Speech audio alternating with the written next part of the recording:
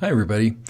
I have a message for those of you who go to Bethel. I know some of you who see this video each day don't go to Bethel, but for those of you who do, I want to announce that I'm going to be retiring from ministry.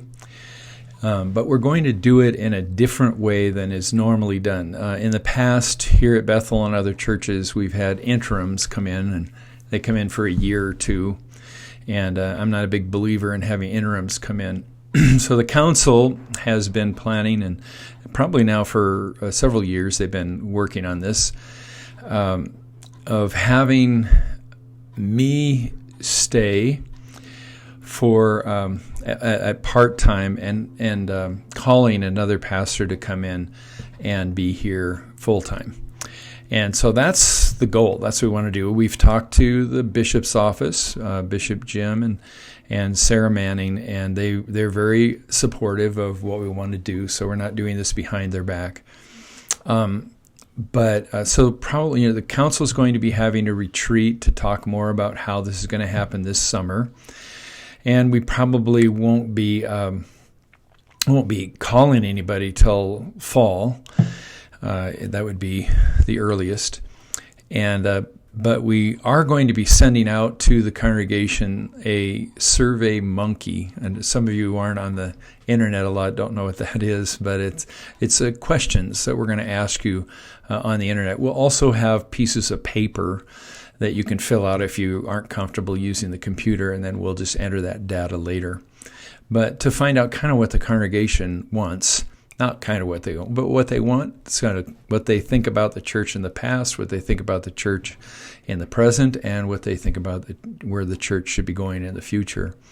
So this process is going to take a while.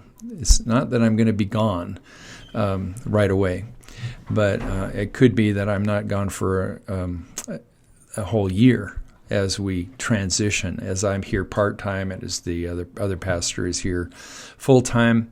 We don't know how long that'll take. It depends on the transition itself. So the idea is to kind of ease into a transition, and rather than hey, I'm leaving by and in 2 weeks I'll be gone. But how can we do this transition so that not like in the past here at the church, it's been kind of rough, the transition. So we want this transition to be smoother and want you to feel like you're part of this process. And so we'll be updating you as to what happens as we go along. But I wanted to let you know that. So I'm still going to be around, still be doing these videos for at least a year, I'm guessing. So don't fret too much. Okay, so today we're in Psalm 31, and this is another one of those that Jesus speaks from the cross. In fact, these are the last words Jesus speaks from the cross. And isn't it interesting? Almost all the words Jesus uses are from Psalms. And this is from Psalm 31, verse 5. See if you don't recognize it. He says, I entrust my spirit into your hand. Rescue me, Lord, for you are a faithful God. And Jesus says that psalm way back in Luke chapter 23, where he says, Father, I entrust my spirit into your hands. There it is. That's the psalm that he's quoting. That's kind of cool to know Jesus quoting psalms. He knew them so well. He quotes them on the cross. We think those words are just coming from Jesus, but they're coming from the book of Psalms. So that's how important Psalms is to us. I mean, Jesus is quoting the Psalms on his last words while he's dying on the cross. Well, that must be a fairly important book to us as well.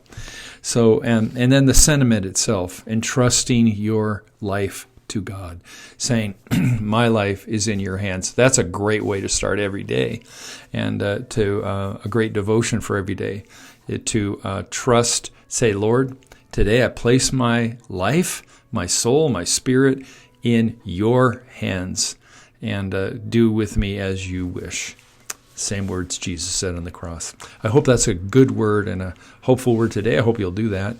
And God blesses that in our lives. God bless and take care.